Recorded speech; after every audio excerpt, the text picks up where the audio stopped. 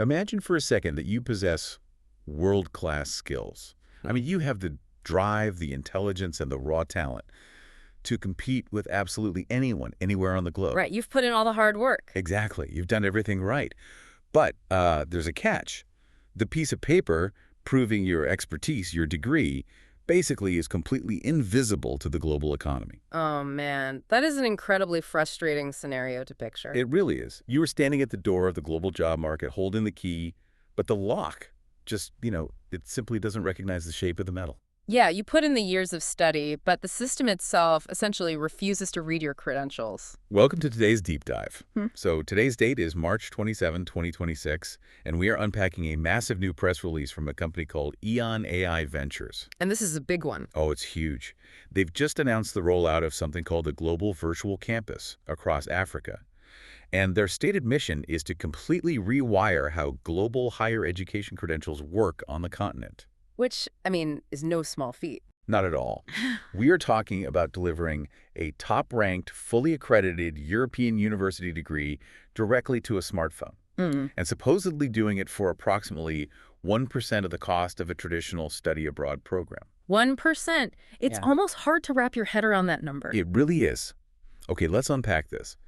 Because if they can actually pull this off, the implications for the global workforce are staggering. Yeah, to really grasp why a platform like this is so potentially disruptive, we first need to look at the structural, real-world problem it is trying to solve. Right.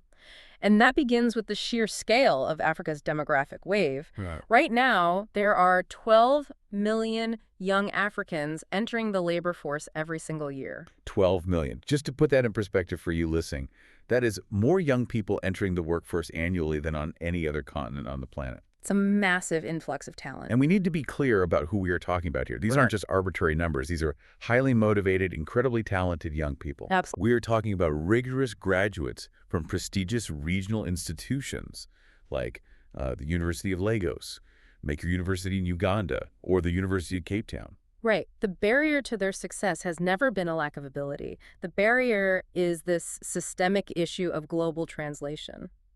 What do you mean by translation exactly? Well, put yourself in the shoes of one of those top-tier graduates. You apply for a highly competitive corporate role in London, Dubai, or Singapore.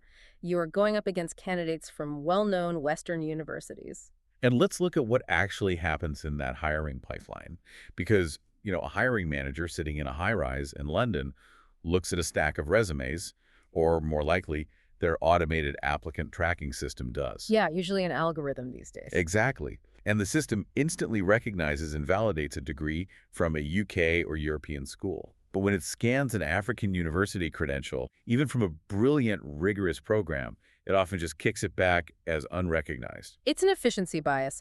The global hiring machinery leans heavily toward the familiar. Yeah, they just go with what they know. Right. And because many of these regional African credentials aren't seamlessly integrated into international qualification frameworks, those graduates are essentially filtered out of the system before they ever get a chance to sit down for an interview and prove their worth. It makes me think of having a state-of-the-art, incredibly powerful electrical device. I mean, the absolute best, most advanced technology on the market. Okay, I like where this is going. But you only have the wrong regional plug adapter. The immense power is right there, ready to go, but you physically cannot connect it to the global grid to be used. Because the socket just doesn't accept the shape of your plug. Exactly. Mm-hmm. And maybe the voltage is even restricted because the system doesn't trust the connection. That is a perfect way to visualize the friction. The global digital economy is that electrical grid, and the credentials are the wrong shape to plug in. So how have African families historically navigated this? Because they aren't just sitting around accepting it. No, not at all. They've responded in a completely rational way to a broken system.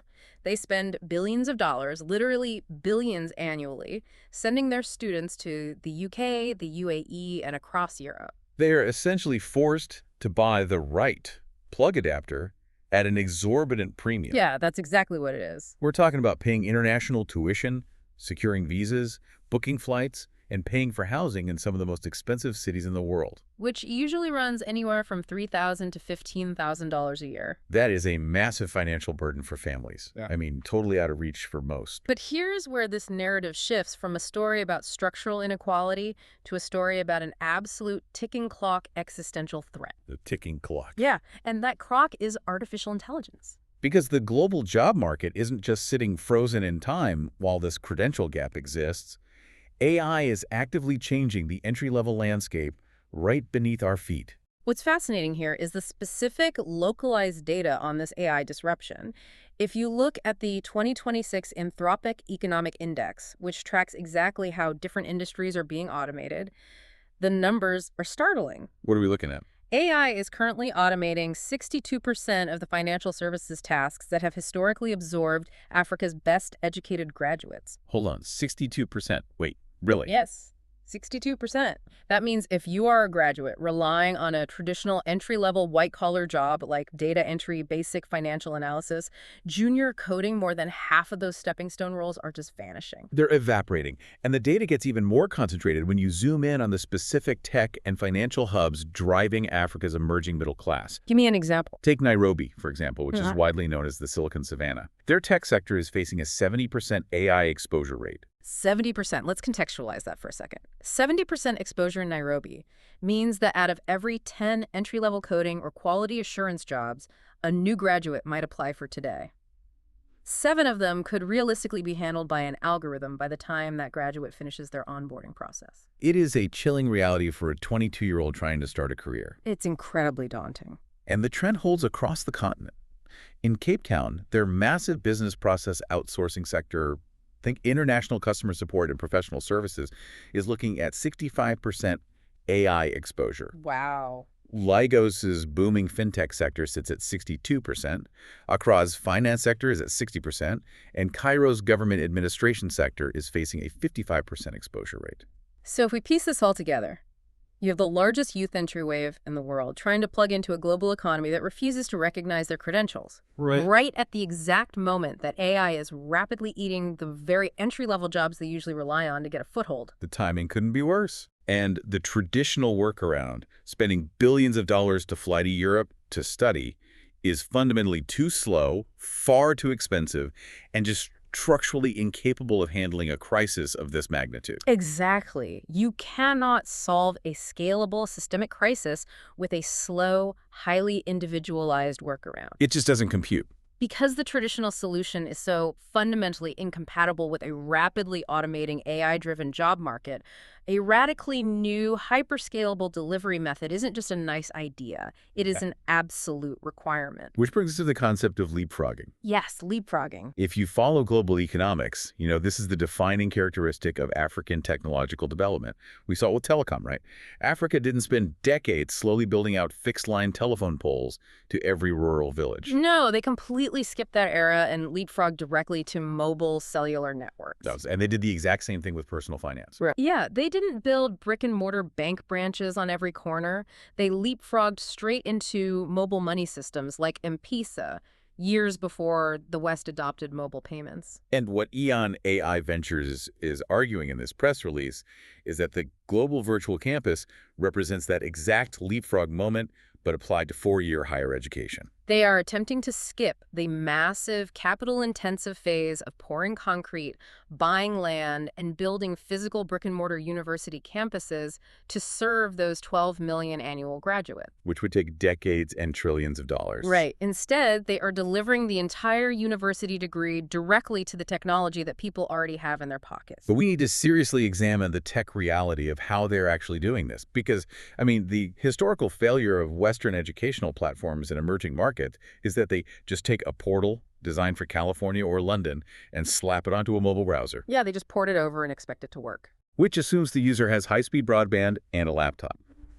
If you try to run a heavy Western video lecture platform on a spotty cellular connection, it just buffers endlessly, crashes, or becomes totally unusable. It's a terrible user experience, but the global virtual campus, according to the release, is completely different. They emphasize that it is mobile first from its absolute inception. Mobile first? Yeah, it operates entirely on 3G infrastructure. Not 4G, not 5G, 3G. Wait, 3G? Just 3G? Just 3G. And it is fully functional on a smartphone with zero need for a laptop or a broadband Wi-Fi connection. That is wild. But by engineering the entire platform for a 3G threshold, you instantly democratize access, don't you? Absolutely. You aren't just serving the wealthy neighborhoods in Tier 1 cities. You are reaching deep into rural communities where 3G is the absolute maximum bandwidth available. And they are radically breaking down the language barrier, too. The platform delivers this European degree in Swahili, Hausa, Amharic, Zulu, Yoruba, French, Arabic, and Portuguese. The language aspect is huge. Think about the cognitive load of trying to learn complex, high-level financial or engineering concepts in your second or third language. Oh, it's exhausting. By allowing you to learn in your native tongue, it fundamentally changes comprehension and retention. It levels the playing field. Then there is the economic model.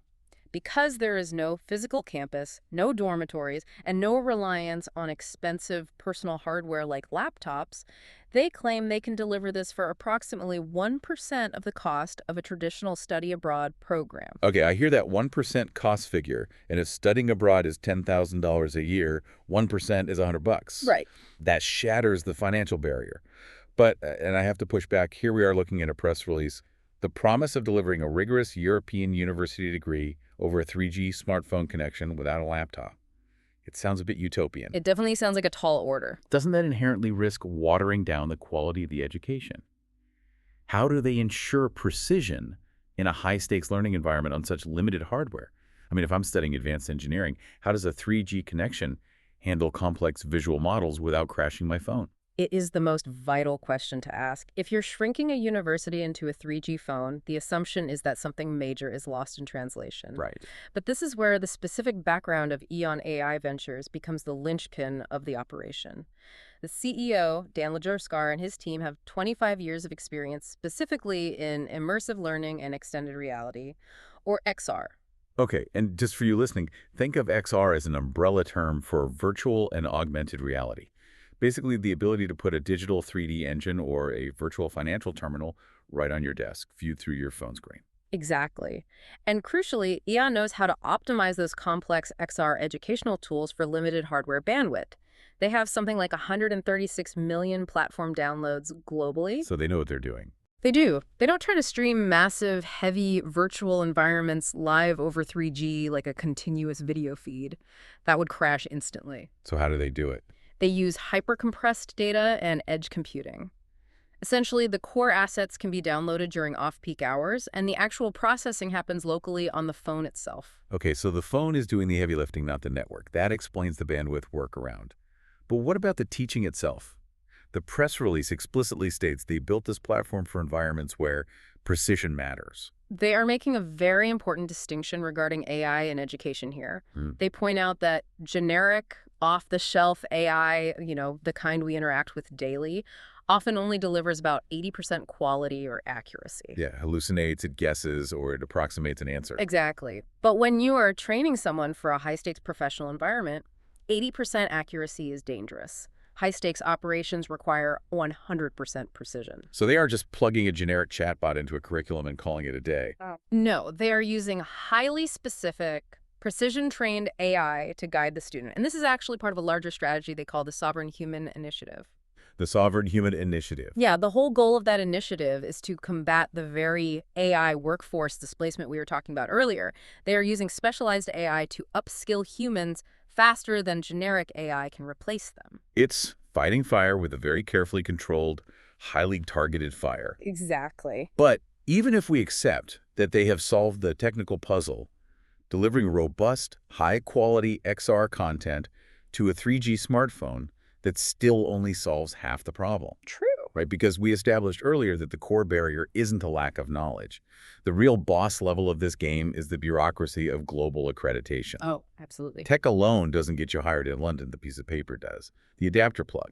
So how does an app on a smartphone actually guarantee global recognition for the person using it? How did they hack the accreditation system? This is where the heavy-hitting institutional partnerships pull the whole concept together. EON AI Ventures didn't just invent a new digital certificate out of thin air. They did just make up their own diploma. Plus, the degree delivered on the platform is powered by the University for Business and Technology, or UBT. And UBT brings some serious verifiable legitimacy stats to the table. According to the WURI Global Rankings, which are independently published and annually verified, UBT is actually ranked number 6 in the world for industry and innovation. That ranking is a critical metric because it's something employers in destination markets actively recognize. Right. But the true cornerstone of the legitimacy is their accreditation.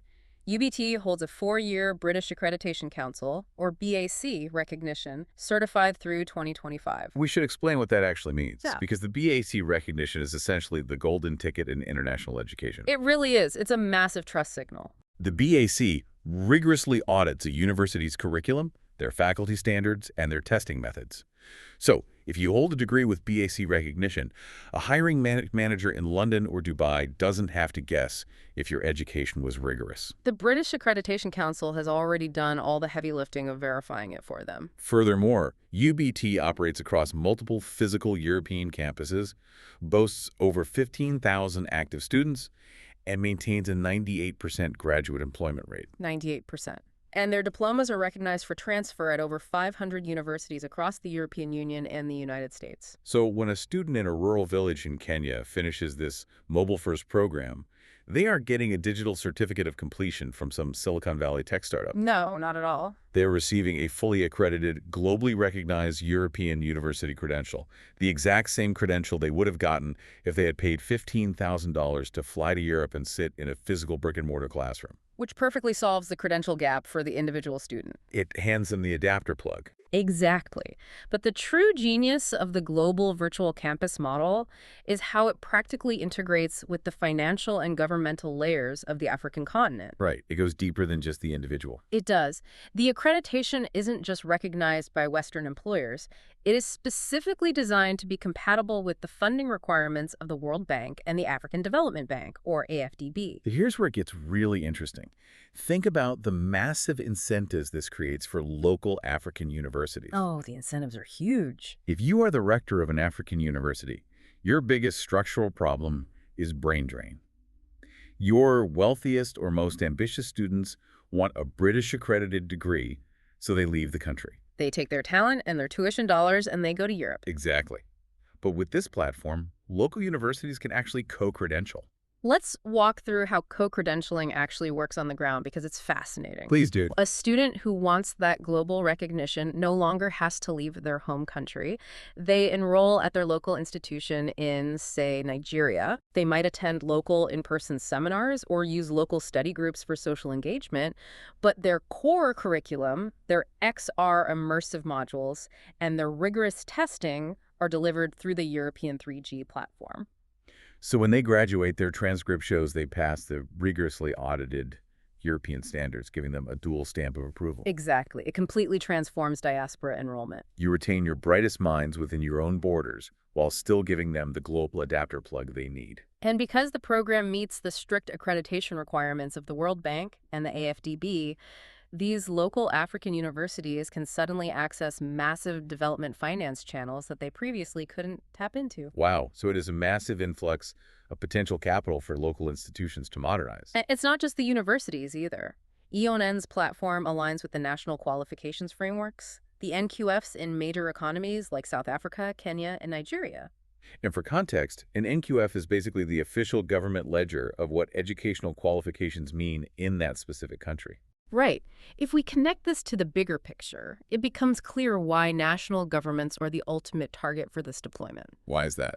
Well, the African Union has a developmental framework called Agenda 2063, and human capital is a massive pillar of that vision. The question governments face is, how do you rapidly upskill a population to meet the demands of the 21st century without going completely bankrupt? So from a governmental perspective, a Ministry of Education can just deploy this platform nationally. Yes. They can instantly provide world-class, globally recognized workforce infrastructure for millions of citizens.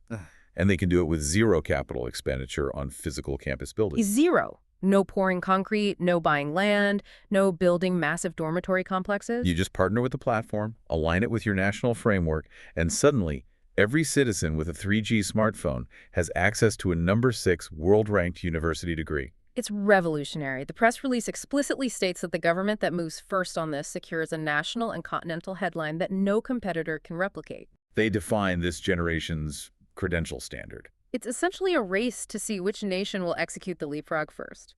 Now, I do think we have to maintain a healthy dose of skepticism here. Of course. As an app-based model, we have to wonder how student engagement and dropout rates will compare when you don't have the in-person social pressure of a physical classroom. That's a very fair point. Motivation is hard to maintain on a screen. And even at 1% of the cost, we don't fully know if the telecom data costs are factored in or if that becomes a hidden fee for the student. But if the core mechanics of this press release hold true, the shift is monumental. The foundational pieces, the 3G compression, the XR learning, the BAC accreditation, the co-credentialing model, they are all proven mechanisms. Right. EON is just assembling them in a way that bypasses the traditional gatekeepers. So what does this all mean? Let's trace the journey we've just been on together today. We started by looking at a massive demographic advantage. 12 million highly motivated young Africans entering the workforce every single year. An incredible pool of talent. But their potential was being stifled by an invisible barrier, a credential recognition gap that kept them locked out of the global market. And that barrier was rapidly becoming an acute crisis because AI, specifically in the financial, administrative, and tech sectors, is simultaneously threatening to automate up to 70% of the entry-level tasks those graduates traditionally rely on to start their careers. The traditional solution, spending billions to physically send students to Western brick-and-mortar universities, was too slow, too expensive, and structurally incapable of meeting the scale of the challenge. So EON AI Ventures engineered a Leapfrog solution. They didn't build more physical classrooms. They built a mobile-first, 3G-compatible, multilingual platform that delivers a fully accredited, globally ranked European degree directly to a smartphone. And they engineered it for a fraction of the cost, ensuring precision learning through targeted XR rather than hallucinating generic AI. It is an absolute masterclass in adapting global standards to local infrastructural realities. They didn't ask the environment to change to fit the technology. They built the technology to seamlessly plug into the environment. Which leaves us with a rather profound question to consider as we wrap up. It really shifts the entire paradigm of what a university actually is. Think about this. If a number 6, world-ranked, fully accredited, rigorous European university degree could be successfully delivered entirely on a 3G smartphone. In a student's native language. Right, in their native language, for a fraction of the traditional cost. What does that mean for the future of the multi-thousand-dollar physical Western university system? It's a great question. In 5 or 10 years, will those sprawling, incredibly expensive traditional campus degrees be viewed as the outdated fixed-line telephones of the education world? It certainly makes you wonder how long the physical adapter plug will remain relevant when the entire grid goes wireless. It really does. Thank you for joining us on this deep dive into the global virtual campus. Keep questioning the evolving world of knowledge, and we'll catch you next time as we unpack the next big leap.